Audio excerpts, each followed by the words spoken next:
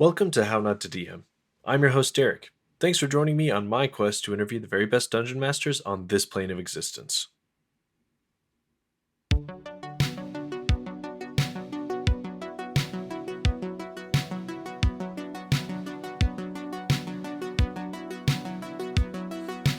Before we get started, I need to shout out my patrons: Robert, Matthew, Brenda, Garrett, Jeff, Paul, Tobias, Carol, Fernando, Jeff, Justin, Matt, and Robert. Thank you all so much. You help make this show possible. If you'd like to support the show, want a shout out on my next episode, or want an inside scoop on my upcoming guests, consider joining. You can find the link in my episode notes, my Linktree, or by heading to patreon.com/HN2DM. Remember that 10% of my ad and patron money goes to support local LGBTQ plus youth via Encircle. Check out my Linktree for more information. And now, onto this episode's guest announcement. Logan Roe, known as the Mindful Gamer, has been playing tabletop games since his youth. Recently, he's been part of a live D&D theater experience and is running games for his family and friends.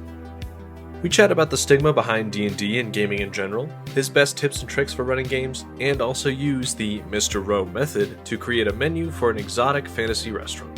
Enjoy! Okay, my name is Logan Roe, and I probably started playing D&D back when I was 9 or 10.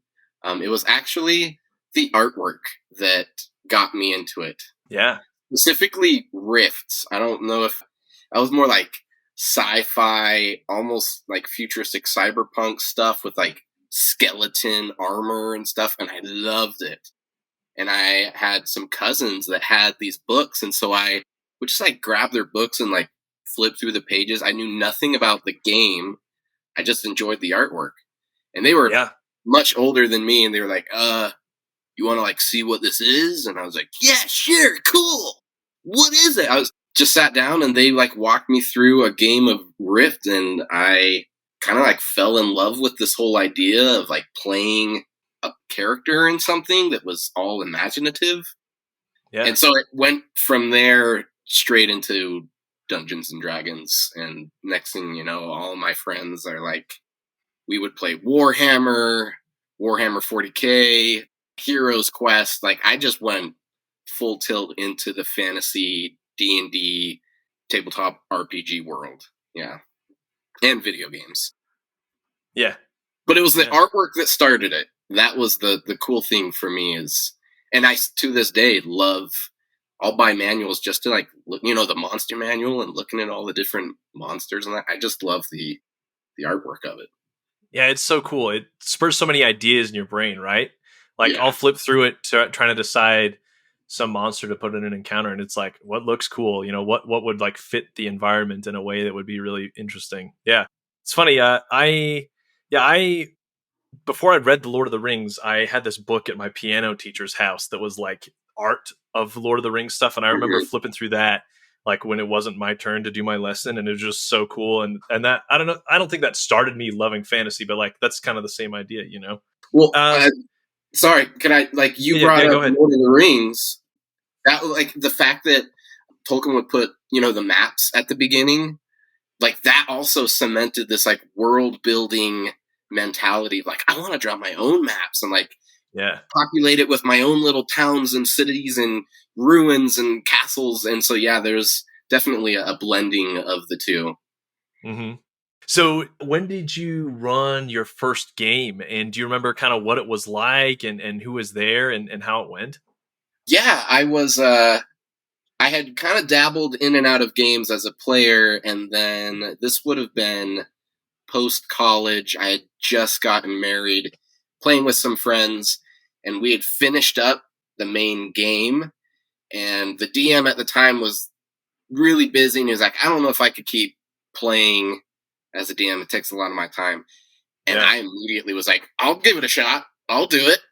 So because I had already had all these ideas cooking in my brain, and I do a lot of writing, and I thought like, I might as well, like figure it out and see what it's like. So they were like, okay, all right, see what happens. So our same group, it was 4 of us.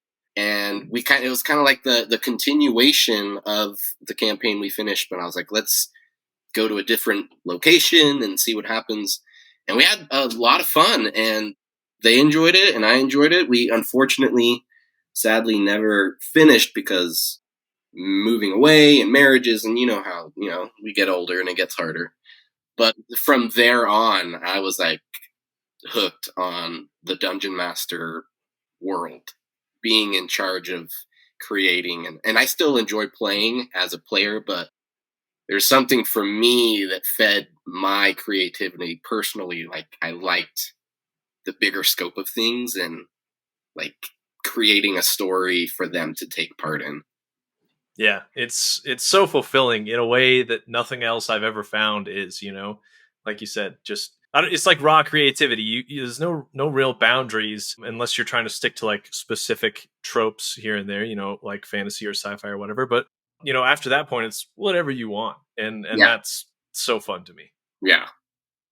So your home game includes your wife sometimes when she has time. I know she's super busy. Just for the listener, she's a therapist, and she owns her own practice and does a bunch of other stuff that you could talk a little bit about if you want. But did you introduce her to the game? And what's it like to play with family members? And this is coming from me, who plays with my brothers and my wife and a couple of friends. That's kind of my game. So I really enjoy it, but it can be difficult sometimes. So yeah, tell us a little bit about that. Yeah. So Tiffany, my wife, I don't think she had any idea of how big a nerd I was when she married me. And like layer by layer, I'm revealing these things about me, and she's like, "Holy crap, cow, man! Like you are a super uber nerd." And I'm like, "Yeah. So you kind of want to like play a game?" And she was like, "Let's do it." It started out not as a joke, but it started out as something very frivolous and simple. I have a niece that is really into cosplay and stuff like that, and she was like, "Hey, would Uncle Logan play D&D with us?" And so we got my niece and her parents, who were kind of like, "We'll do it for the kids. Like, we're not like really involved. We don't know anything about this, but we'll do it." And then Tiffany was like, "Well, like, I'll do it. Yeah, sure. Why not?" And then I had another nephew that was a bit older, and he was like, "I want to give this a shot. Like, I've always been interested in this, so I'll play too." So much like you, my main campaign that I'm still playing to this day and DMing for is all family members. And that's the best thing, because it went from, we'll give it a shot, and we played during the holidays, to every one of them being like, "Oh, wait, this is actually like incredibly cool and really funny and extremely entertaining. Can we keep doing this?" And next thing you know, people that were like, "Sure, I'll jump in," just, for them, are writing up backstories for their characters, and they're like, "Can we like take this like to the next level, like really get into it?" And I was like, oh yes, we can. Music to your ears. Yeah, and so Tiffany is the only one. Maybe it's because she's super busy, or CEO life, but I think it's also just because this is who she is. She does not care about backstory, but she loves role playing. And so we will get into these like one-on-one role playing scenes that are just like hilarious to the point of inappropriate. And the rest of my family members just like sit back and laugh, their butts off, because Tiffany's just going off. And it's been a cool relationship builder as well, because we're seeing different sides of us, and we have a lot of fun improvising together, turns out. Yeah, who knew? Yeah, it's so funny. My wife didn't start playing as a joke either. It was kind of like, "Hey, we need another person. Can or do you want to try it?" And she's like, "Yeah, sure. I'll do it." And I think she's really come to enjoy it as well. So yeah, it's funny how things you know nothing about can become such big parts of your life. Yeah. All right, so part of the point of the show, and the thing I really love asking all of my guests, is about mistakes that you've made that other people can learn from, right? And so, yeah, that's the next question. What are some of the big mistakes you've made, or small mistakes, and they could be from your first game, and they could be from your game last week. Kind of talk us through some of the stuff that you've learned along the way. Sure. Yeah, mistakes. Okay, so in my younger days, when I was just starting out the DM world, I was so full of ideas, and the English lover, writer lover, book lover part of me really took over. And so I would create these elaborate, intricate plot lines, and I wrote D&D adventures like a chapter book. But then the problem with that was I felt, because of all the time and energy I was putting into it, I expected my players to play as such, to like fit these roles that I needed, because I just poured so much creativity into them, until the point where I was railroading things at times, and regardless of what they were doing, I was like, but I really want this to happen because it's going to be so cool. And, and it was the inexperienced, naive DM in me that thought that would work. And then over time, I've gone from writing as a chapter book to writing like an open world RPG.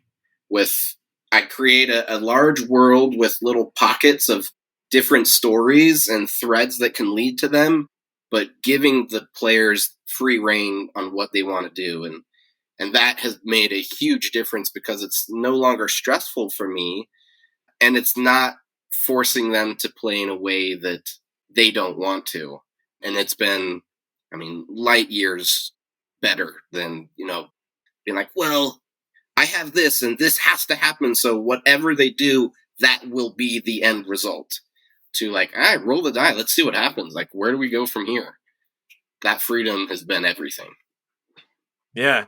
And it is hard. Like you said, when you first start out, you think, oh, I've got so many cool ideas about stuff we could do. And yeah, it can be tough to balance the two, right? You've got a lot of cool ideas, but you've got to consider what everybody else wants to do and what they're going to think of. So yeah, it's a tough lesson, but I think everyone at some point has learned it, or will learn it, if they haven't tried running games yet. And it's super valuable to kind of have that mindset when you're going in. Yeah. The DM can have cool ideas, but players have cool ideas too. Yeah. And you got to learn to foster giving them that freedom to explore those cool ideas and finding a way to blend them together. Yep. Yeah. It's like a dance, you gotta both be moving together. Okay. So on the other side of things, what are some of your favorite memories of really fun stuff that's happened in your games that you want to share with us? In our very first game that we started a new campaign, we had some friends join for the first time. And this close friend of ours, Ellen, has always kind of prided herself on her improv acting abilities. And true to her word, like, she is hilarious and she is great.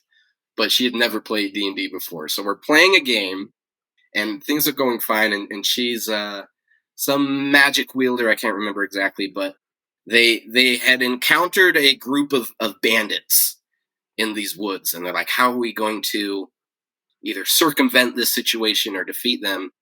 And Ellen decided to cast disguise on herself as one of the bandits that she saw. And I'm thinking like, oh, cool. Like, she's going to like weave her way in and like get information out of them, or pose as this to like have them go somewhere else. We're all thinking that's what's going to happen. And in this crucial moment of what happens, she just walks straight up to the very guy she has disguised herself as. And we're all like, okay. And so I'm now playing the bandit, and I'm like, whoa, who are you? And she stumbles out, I'm you. And everyone's like, what is going on? Like, it was such a great idea, and it turned into this horrible situation, and the whole table is just dying with laughter because she didn't know what to do. And then she's like, I'm so like befuddled, I'm so confused. And I'm like, well, we're just going to keep rolling with it. And so now there's this I'm you inside joke that anytime there's a bad confrontation, we all just shout, "I'm you!" And those moments of like seeing players just like, I don't know what's going on, I don't know what I'm doing, but everyone's laughing and everyone's just like, we are laughing with you at like, Yeah. that's one of my favorite aspects of playing Dungeons and Dragons or any role-playing game, are just like, wow, you really screwed up, but we are all dying with laughter over this. And like, it turned out fine in the end. I think they ended up killing all the bandits. But Probably. yeah. It's like the personification of the Spider-Man gif where he's pointing at himself. Yeah. Like, that's exactly what it reminds But me of. coming from someone that right beforehand was like, I'm really good at improv. Like, I know how to like handle any like situation you throw at me, and be like, nah, you really didn't handle that well. I thought she was going to say something like, try to like say that they're an imposter and like turn on them, but yeah, that's so funny. No, There's a lot of ways you could have taken I it. knew it was about all she could get out of that. I love it. Oh man, only in D&D, right?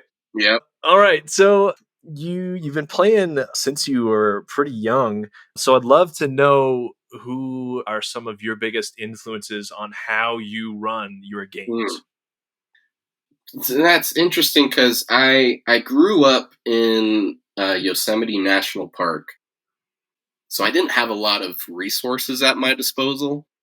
And again, when I started playing like late 90s, early 2000s, D&D was not anywhere near what it is today as far as accessibility and seeing it on the media, social media, TV, like it is today. And so I basically just played how I wanted to play, how I knew how to play.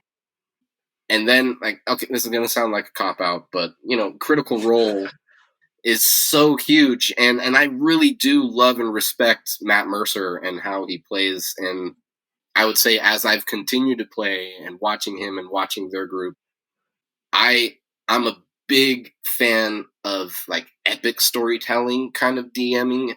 I love deep stories with lore and twists and intense character arcs and confrontations.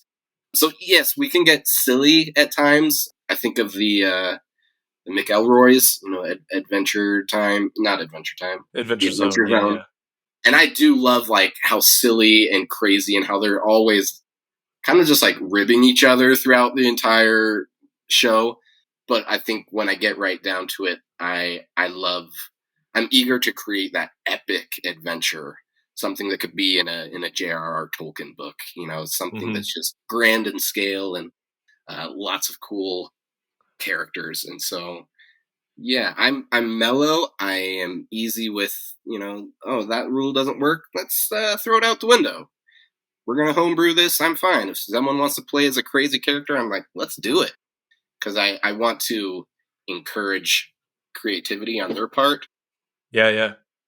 So yeah, I think that answers the question. Yeah, I think so too. Do you have any hot takes about D&D?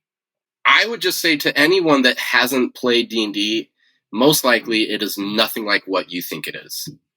Every time someone learns about it or plays it, they will say like, I didn't realize that this is what D&D is. So everyone's opinion or view of D&D based on Hollywood or what they've just learned over the years, throw it out the window, because most likely it will not be that experience. Okay. What about your past experiences or your personality or your interests do you think make you a good DM or kind of drew you towards it? You kind of talked about the storytelling part of it, but yeah, anything else that comes to mind? Yeah, like I said, growing up in Yosemite, I had a lot of alone time with my imagination. For a part, like, I don't even think we owned a TV because we lived in the park. And so being an artist and being a kid with a lot of free time to himself, I just would sit and create maps and items and characters and worlds and make my own games and rules to them from a very young age. And then once I got into middle school and high school, I started acting So then I was, trying out different voices and accents and being very flamboyant and comfortable putting on a performance. And then finally, after all that, I have a degree as an English teacher. So I learned how to control a space and control an environment and teach in a methodic, understandable way. And I think all of those things together really gave me the tools to know how to be a DM and to create a fun environment for others to be in. Yeah, I've had a few people tell me that being a teacher has really kind of taught them a lot of skills, which says a lot about the players at your table. But anyway, yeah, it's kind of cool to see all the different things that are part of your life that kind of coalesce into this one hobby,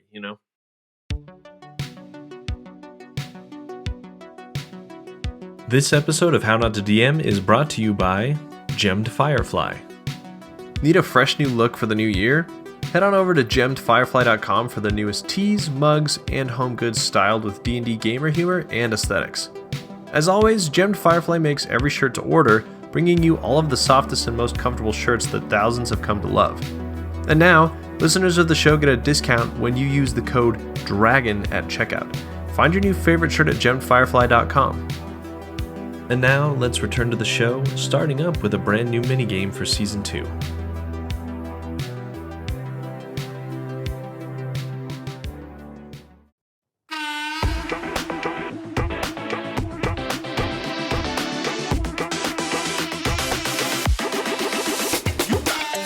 Welcome to Quickfire Chaos!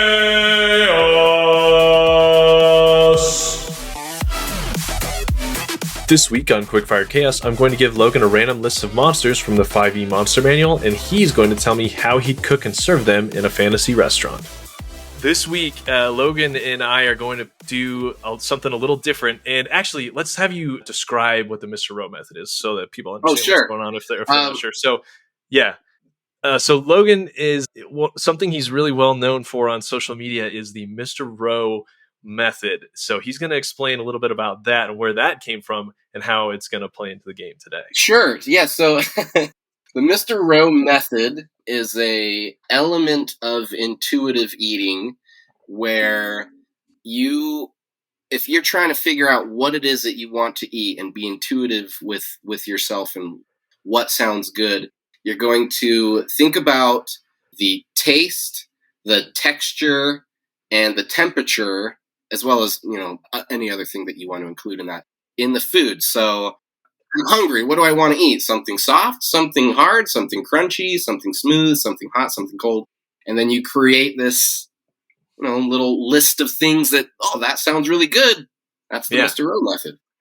So if I was sitting there and I'm like, man, I want some hot, spicy crunch, I'd be looking for some tacos or some nachos or something like that. Yeah, exactly. Or I want some warm, hearty slurp. I'm looking for some ramen or something like that.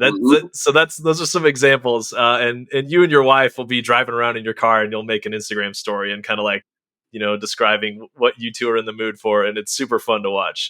My wife and I, a couple of years ago, I don't know if Tiffany introduced her to intuitive eating or she found it herself, but it's been really cool for us to start thinking about it like that instead of trying to be limiting on what we eat. It's like, what sounds good? Because your body knows what it wants, and if you give your body what it wants, then it'll feel good. And I love that. I think it's really cool to think about food in a positive light when we're kind of drilled at such a young age that it should be negative or restricting or something. So absolutely. Anyway, that's the end of the spiel. Sorry, don't want me to get too preachy about it, but yeah. So Mr. Roe here, we have opened up a new tavern in the city of Waterdeep, and you've got connections across the globe, and you're going to start a new tavern that specializes in exotic dishes. Okay, so I'm going to give you a list of monsters here from the Monster Manual. You're going to tell me how you might prepare them in a delicious dish and how you think it would taste using the Mr. Roe method. Okay, I love it. Let's do this. All right. So we're going to start off in alphabetical order here with the aboleth. Aboleth. The Like I said, you can pull aboleth? up whatever you need to look at it, but That's the like fishy looking thing, right? yeah, it's like this giant ancient fish with 3 fins, and it Yeah. has Okay. like ancestral memories about being banished by the gods. Right. Okay. So the aboleth. Well, I would, being a fish and a big fan of Japanese culture, I would Mm-hmm. prepare this in like a sashimi type dish. So you would get a not cold but cooler, fresh unami munch. There you go. Yeah. A little bit of Avalis sashimi. I like that. That sounds delicious.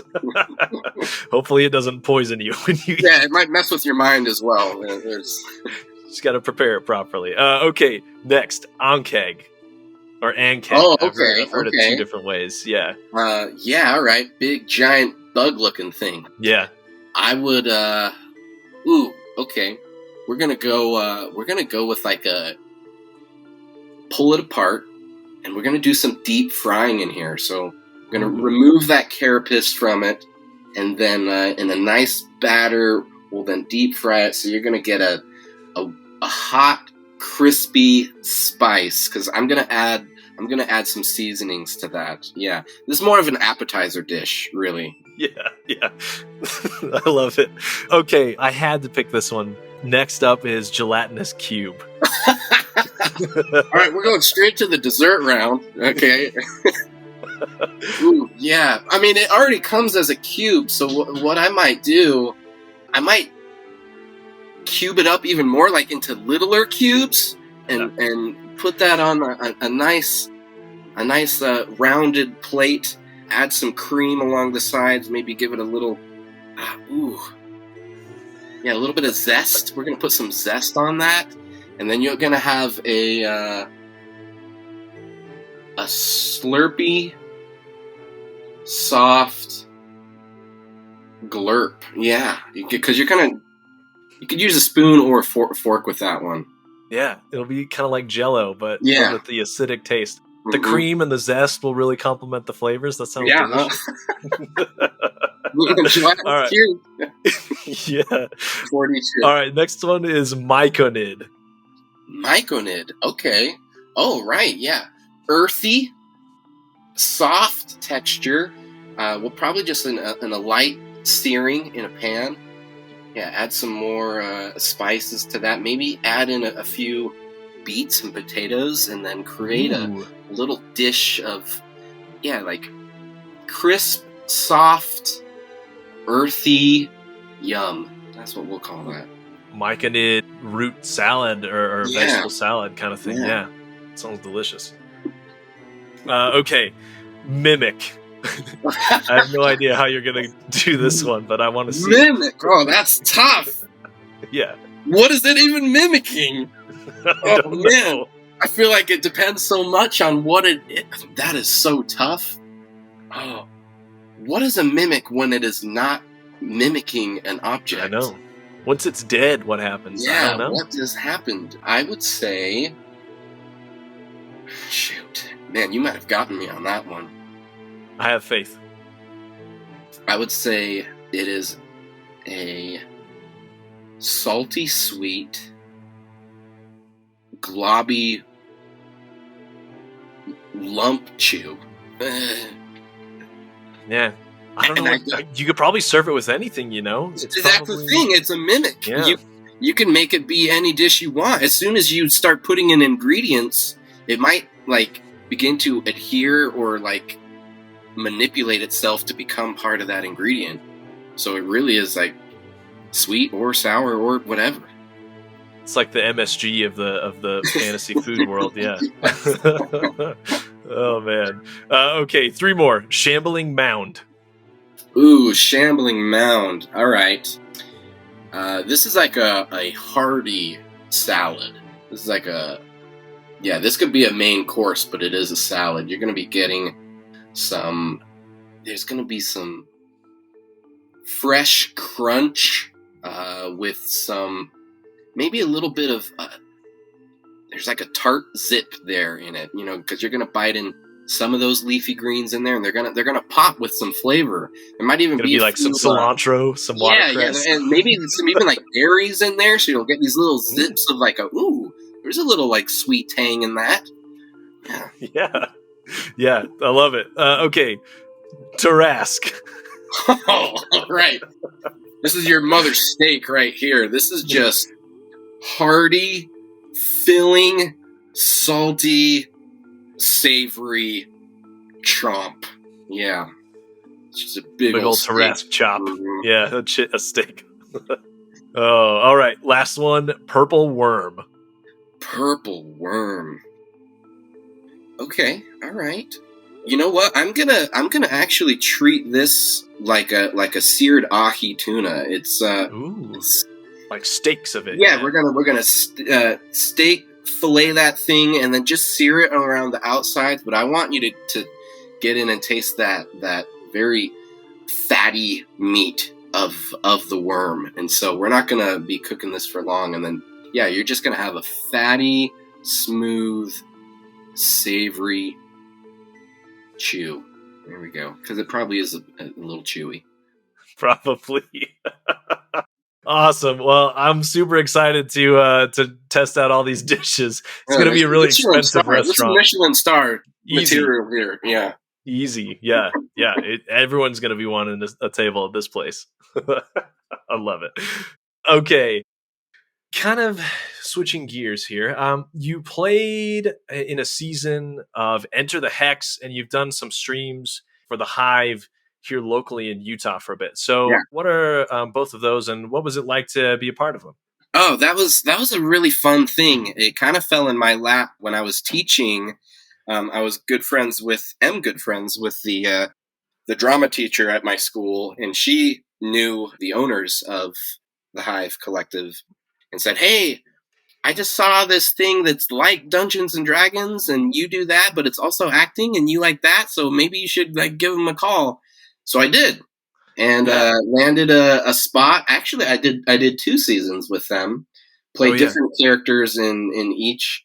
And the best way I could describe Enter the Hex, as one player put it, it's what they would call game prov, a mix of tabletop role-playing games and stage improv, because we were playing Dungeons and Dragons with the rules and the dice rolling and everything, but we were also on stage in dressed up characters, and so we had to improv based on the roll of the die or what someone said, because it wasn't scripted. There were parts that had to happen as part of the story, but playing D&D, if anyone's played D&D, like, things can go sideways real quick and go in a lot of different directions based on what players are doing. So it was challenging because we were putting on a show with a live audience there and people streaming, but we also had to make sure it ran smoothly and was entertaining. Yeah. But if a player died, and they're dead. That's the way D&D works. And it was always kind of scary because you didn't want to die and be like, well, I guess I'm not on the next episode because I'm dead. Yeah. It's tough. I guess it makes you think a little bit more about your decisions too, though, huh? Yeah. But that was the other thing, is if you went big, if you're like, this is either going to kill me or I'm going to be like the coolest person on stage right now. And so it was like, do I take that chance? And sometimes we did, and sometimes we didn't. And I once did, and it did not work out well for me. I think I died, or I came really close to it. Yeah. It was a lot of fun. I would do it again, but COVID hit, and it everything kind of had to go on the back burner after that. Yeah. I'm wondering if they'll do something like that again soon, but we'll see. My buddy Garrett Olson, he played in one of the games too. Yeah. Okay. So, yeah. I know Garrett. Yeah. All right. You mentioned earlier you really like Critical Role. Any other kinds of D&D / tabletop media that you consume and that you really enjoy? Yeah, man. I feel like that's all of my form of entertainment. I mean, I love the Amazon Prime animated series that just came out, The Legends of Vox Machina. That was a lot of fun. I've also really enjoyed the Adventure Zone, though I admit I have not listened to the most recent season that they're doing. So yeah, there's some good podcasts out there. I, as a teen, read a lot of books like the Dragonlance series, all of those. I mean, video games, what haven't I played? I mean, Baldur's Gate or anything like that, all the Final Fantasy games, like role-playing games have always been a big part of my just upbringing and my form of entertainment. I've recently been dabbling more into the Cyberpunk Red RPG and getting more into the whole cyberpunk vibe and seeing what that's like. Yeah, that's fun. I haven't never played Cyberpunk, but I'd be interested to try it. All right. So we talked a little bit about the Into the Hex stuff you've done. Would you ever consider doing like a stream or a podcast, or have you considered doing that? Or would you be down for guest spots and that kind of thing if people are interested? Absolutely. Yeah. In fact, one of the players, the guest players, Enter the Hex, does a D&D podcast and invited me to play. And I was like, I was going to play with them, but then, like I said, COVID hit and then everything just back burner. They're like, well, we'll catch you on, some future date. But yeah, I've always enjoyed doing any kind of form of D&D. So if someone's like, hey, we're doing a stream, we're doing this, would you like to make a guest appearance? Like, I would find a way to put it in my schedule. Cool. All right. So I've started following you on Instagram a few years ago. Like I said, my wife follows your wife, really loved the intuitive eating stuff. And she was like, oh, you got to check out her husband. He's so funny. And I was like, all right. And so, I've been following you for a long time. And something that you did for a while was the mindful gamer. And you were talking about the benefits of games and about video games and kind of talking about the stigmas around them too. So talk to us a little bit about that, about like why you think games are important and good for mental health and an important part of life and expression. For sure. Man, I feel like this topic alone is an entire podcast episode. Oh yeah, easily. Like, mindful gamer for me was just that. Like, let's kind of demystify the stigma and the mystery around video games and D&D and just that whole world that has just kind of been put in a frame for so long that isn't absolutely true. And so for me, what can I say about this? There is such a stigma of what D&D is and who plays it, the demographics of those that involve themselves with D&D. And as soon as you erase that and see the game as a social interaction that's filled with friendship and storytelling and problem solving, it is so much more. And D&D becomes this tool at improving your mental health. It actually encourages social interaction and it encourages speaking with people and figuring things out and collaborating. But the view of D&D is like, oh, you're this like reclusive, like unable to communicate with people. You go to your basement and it's like, it couldn't be further from the truth once you see it for what it is and how, like, I had said my niece plays and she is on the spectrum, and it is like one of the most beautiful things of watching her play because she comes out of her shell and she's throwing out ideas and she's taking chances and risks at things and we're seeing her develop and become so much more, and D&D is part of that process. And that's so cool. I hate it when people are like, oh, you're all just like a bunch of nerds that don't know how to talk to people. I'm like, no, you are so unbelievably wrong. Yeah, it's funny. If anything, it's become more and more about the role play as time goes on, I think, which is really encouraging those behaviors, like you said. So how do you feel like games have positively impacted your life? I mean, you had a good example of direct family members really benefiting from it. But yeah, what about you? I mean, for me, I think that it's definitely something that we have to keep coming back to because it could become very easy to get sucked into the world of gaming. Escapism is a great thing, and there's no inherent problem with escapism unless we make it a problem, and then we're just always trying to escape. I found that for me, it helped me develop some social skills and the ability to communicate that maybe I wouldn't have developed without it. But being in a social setting with friends or family and confronting issues either within the game or outside the game. I'm sure that you've had the experience of dealing with a difficult player, someone that's trying to steamroll everything, and like you have to learn to navigate that and talk with them about it. And that was something that I had to embrace, where in the past I might have been like, I'm not going to really deal with this person. They're difficult, but I want everyone to feel included and feel safe. And so it forced me to say, I have to have a tougher conversation with this person and figure out how to work things out. And I don't know if that would have existed had I not been in the D&D game.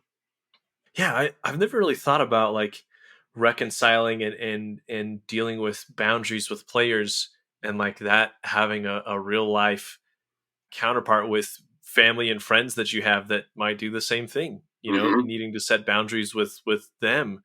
And you're totally right. Wow. That's opened up a new window for me. Crazy, right? Mental health, dude. Yeah. I'm all about that.